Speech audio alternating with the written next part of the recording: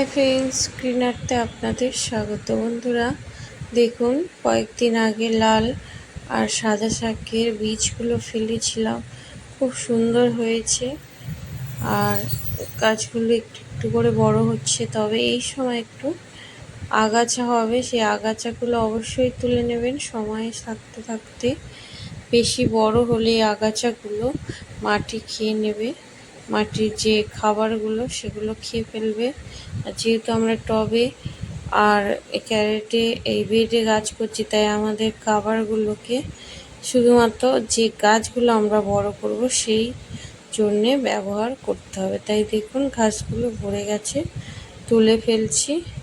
বন্ধুরা, আমার মতো যারা বাগান ভালোবাসেন প্লিজ সাবস্ক্রাইব করবেন, পাশে থাকবেন আর গাছকে ভালোবেসে আরও অনেক অনেক গাছ লাগাবেন।